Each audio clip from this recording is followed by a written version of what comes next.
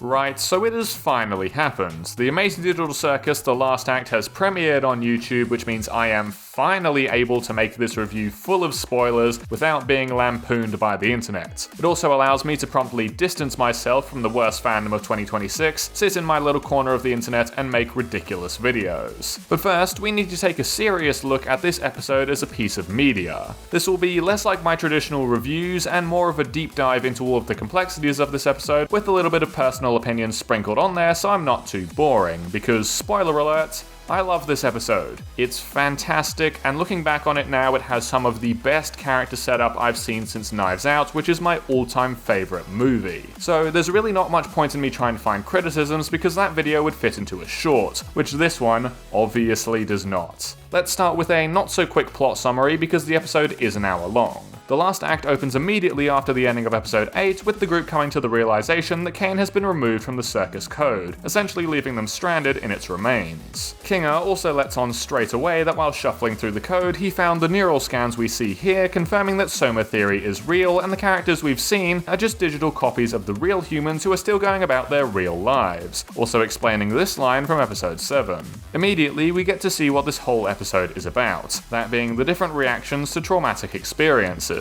Jax is immediately on the offensive, finding a scapegoat in Kinger to scream at before storming off. Zubul, now without a logical way forward, freezes up and retreats into their own mind. Gangle and Ragatha immediately begin to weep, with Ragatha doing so openly and Gangle rushing off to be alone. Pomni tries her best to hold herself together as she has done for others, but soon joins Ragatha in sobbing. And Kinger gets to work. Using the limited conjuring abilities he has, Kinger begins to repair the holes in the circus, working methodically and carefully. One by one, as the initial shock of what has just happened wears off and the simulated parasympathetic system returns everyone to a state where they can think properly, they all join him in his work.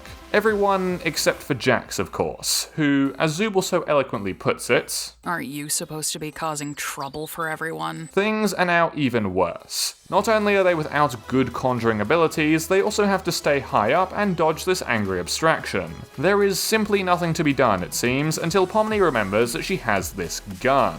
Confronting Jax in the character hallway, she brings it into complete darkness and then goes in for a hug?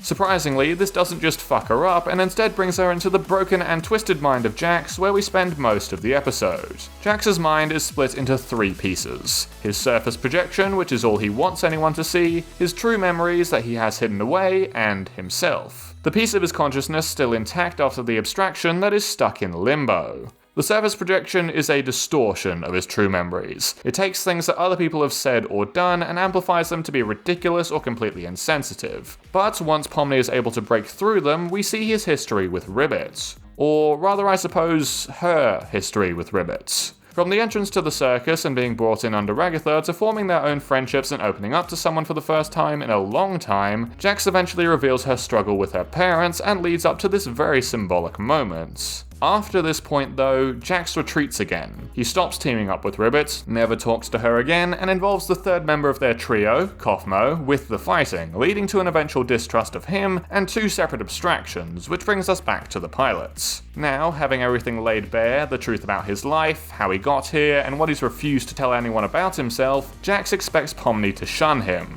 to take a look at it all and conclude, like he has concluded, that there is nothing in him worth saving. But she doesn't. She keeps trying to reach him, even though it feels as if she's running in place and is constantly being pushed away. She sprints on, until this. The two take a moment to cry together, to think about what has happened and what happens next. Then, Zubul, using a collection of spare arms, pulls Pomni away, glitching and in pain. The others get to work, building a larger version of the pillow forts that have been so instrumental to this entire story, to calm Jax down and are able to eventually lead him in. He's safe and secure in there now, but that's not the end of the complicated emotions here. First, we have Gangle, who rushes back off to her room and is eventually consoled by Zubul, but we will come back to this. The bigger plot driver is Kane, who has woken up in the void. The network that the Digital Circus runs on is made up of several computers from the original employees, so backups of his code would have existed even if Kinger deleted him off the main desktop. Initially, Kane is furious again, as he was at the start of episode 8. Those spoiled humans ruined his circus again. All of his hard work to make his perfect creation and they take him away from it? But play that sentence again. His perfect creation. Why would the humans like something that he only made for himself? Maybe he was going about this all wrong. Maybe he should start listening as Pomni told him to. After all, they liked the suggestion box adventures, which were mostly his, but just with a bit of direction from them. But Kane obviously can't go straight back, not with just some vague promise of wanting to do better. They'll never believe him. He needs solid proof that he will change, so he goes and gets their mind files back. When he returns, the characters are immediately suspicious of him, but after a heartfelt apology and a good old-fashioned PowerPoint presentation on their real lives, the characters agree to work with him and make the circus truly live up to its name, even down to Zubal's one and only request. I want the ability to have sex.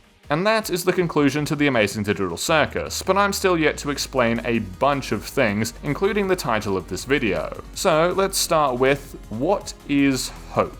The dictionary definition of the word is the feeling that what is wanted can be had or that events will turn out for the best. But more than that, in the circus, hope is the only way that the characters can continue on. They are stuck in this digital place for all eternity with the same handful of people and the same cartoon bodies. They have no logical basis for thinking that things can ever improve or that they can have a fulfilling life in here. The only thing they can do is hope for the best and trust in each other. Abstraction is the loss of hope, not a mental breakdown or a feeling of intense anger and hatred like it's often presented and perceived as. The abstracting person simply loses all hope that things can get better, and we see this with every single abstraction in the show. Cosmo abstracts after coming to the conclusion that there's no hope of ever leaving the circus. Ribbit abstracts after realizing there's no hope of ever connecting with her one true friend in here again, and Jax abstracts after feeling that there is no hope of anyone ever connecting with him again. In truth, Jax probably would have abstracted straight after Cosmo if it wasn't for Pomni's arrival. The addition of a new face to the circus, one that he could, at least on some level, connect and have fun with, is likely what kept him around until the end of episode 6. Kane being deleted was just the straw that broke the camel's back.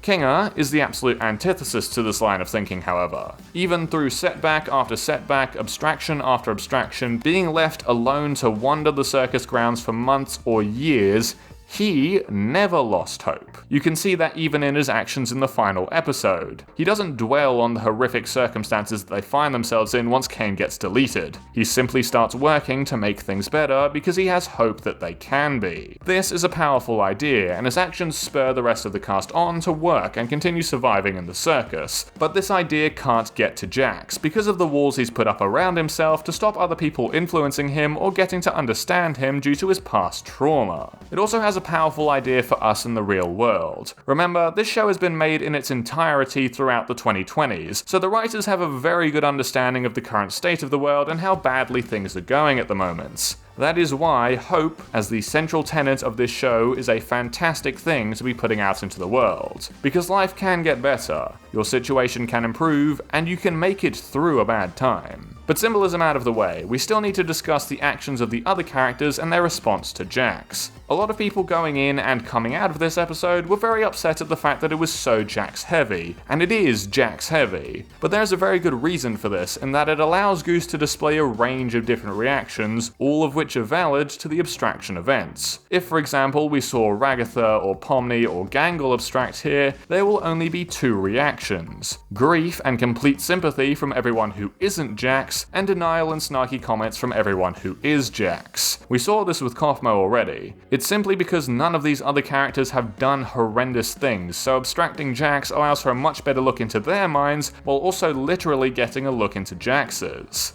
Gangle and Zubal in particular have very different reactions from the norm, because Jax has been an awful person to them ever since they arrived, with Zubal more angry than anything that he would do this to them now, and Gangle much more muted than normal. She even asks, in one of the most powerful lines in this whole episode, "Why can't I cry for him?" She knows this is a horrible thing, and she wants to be sympathetic because she is a good person, but it just won't happen. And again, after he's moved into the massive pillow force they constructed, Gangle can't bring herself to understand why they're doing all of this for someone who has never once done anything good for her. It's a very human feeling that a bad person doesn't deserve to have anything nice done to them. But in the end, even a bad human is still a human, and she is Not so much able to agree with it, but to make peace with that idea. And then we can take a step away from the group and look at Kane, who has a completely different problem to deal with. He's been under the impression the whole time that the humans like him and wanted to spend time with him on his adventures. It's a delusional idea, but it's one that he clings to because this is all he has. Them deleting him drives a stake through that idea and forces him to reconsider what's going on. In the end, he does two things to change himself. He removes the blue dot AI we see him consume in episode 8, which itself was a perfectionist and influenced him into only making the adventures that he thought were good ideas without allowing for criticism. And more importantly, when climbing up to the mind files, he does this.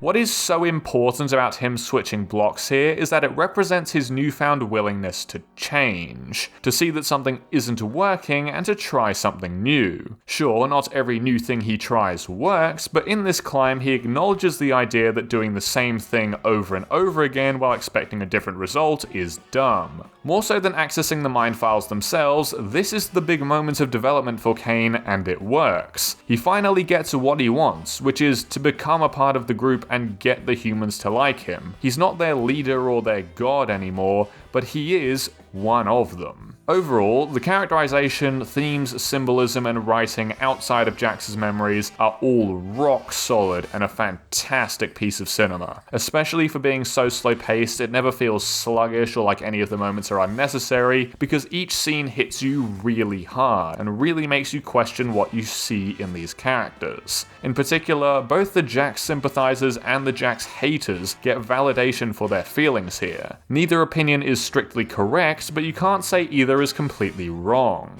But that brings us into the contents of Jax's memories. First off with the surface projection, which includes 3 versions of Jax that meet Pomni in a small poker room guarding the door to the rest of his mind. A 4th version is stuck playing the piano in the corner and is excluded from most of the conversation. These 3 represent the worst parts of Jax: his sick humor, his aggression, and his cruelty, which combine to make the mask he uses to shield his inner self. This whole room is the literal version of that mask, and you can see the cracks in it immediately. The poker table here is stacked with chips in random piles that aren't near the Jax copies, indicating that it was thrown up quickly as a diversion. Again, a literal version of the mask. The 4th Jax represents the kinder, softer side of him, akin to Evil Jax from episode 5, who is physically chained up to prevent him from escaping out into the real world like the other 3 can. It also makes sense that this Jax has the key on him, as this one is more like the original, real Jax below the surface. Now, moving deeper, we get into Jax's real memories, and the only 2 problems I have with this episode. That starts with Jax running away from home and his dying mother, to end up on the streets and finally into the abandoned CNA building where he puts on the headset. This would be fine were it not for the fact that we had no indication of Jax having parental issues up to this point, aside from this very subtle gesture in episode 6 and this one in episode 5. And we already have an established issue with Ragatha that isn't explored as deeply as I would have liked. There are a plentiful amount of ways for Jax to wind up on the streets, but I don't think this is the right one to have chosen. Regardless, after entering the circus, we can see him gradually form a super close bond with Ribbit before they have this dreaded conversation in her room under the stars. Jax re-explains his past, going into much greater detail than ever before and revealing the reason why he had to run. Ribbit, as the good friend she is, immediately accepts this new Jax, and as a signal of that has given them her bow. But when they're suddenly interrupted by Kaufmo banging on the door and being a nonce, the bow is abruptly tossed to the ground, and with it, Jax throws away any and all connections he had made to Ribbit. In his mind, he believes that he has taken things too far, and if someone else were to find out about this, he would go back to receiving the same level of ridicule as his parents gave him throughout childhood. Ribbit is no longer a close friend that can be relied upon for anything.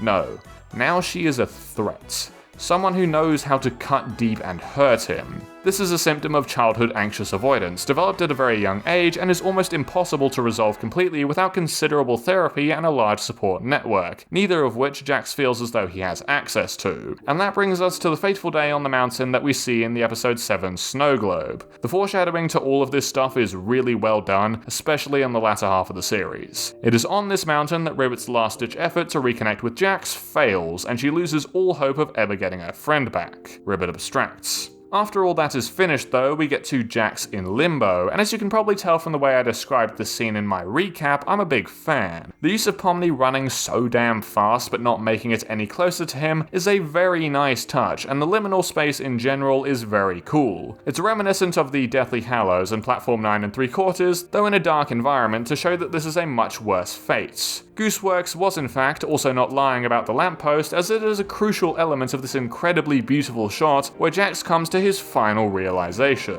He really shouldn't have given up hope. He made a mistake by underestimating the kindness and the forgiveness of the other members of the circus, which was again set up at the start of the episode, where he doesn't believe that they're able to so easily forgive Kinga for his mistake. But there's no turning back for him now. A person who has fallen into the depths of despair and taken their own life doesn't get a chance to see the reactions of everyone else or how they would have acted should they have reached out. Jax instead gets this opportunity, and he realizes the devastating mistake he has made by giving up on himself, but it doesn't change the fact that there's nothing to be done. An abstracted character in the circus isn't so much the person themselves. No, they're too far gone. More so, it's a reminder that this person existed. If you ignore it or try to run from it, then it will inevitably catch up to you and hurt you. But if you accept it, accommodate it, and learn to live with it, then it won't fight you anymore, and you'll be able to continue on, stopping back only when you feel necessary to check on that memory. But these scenes and these emotions that I and many others felt so deeply during this episode would have been impossible to create without the work of an incredibly talented cast of voice actors and animators. Unlike the first half of the show, where it wouldn't be uncommon to find goofy background animation or some ridiculous voices used for a line, everyone takes this very seriously and plays the fuck out of these characters. Nobody cut any corners with this production. Every single member of the Glitch team has worked so incredibly hard, right up until the deadline to produce this piece of cinema, and that is the main reason I love it. The main reason I love indie productions in general. The only reason I am coming back to the theaters, and the thing that keeps me making these videos after 3.5 years. It has heart, soul, and humanity behind it. But that's all I've got for today. Thank you all for watching, and have a good one.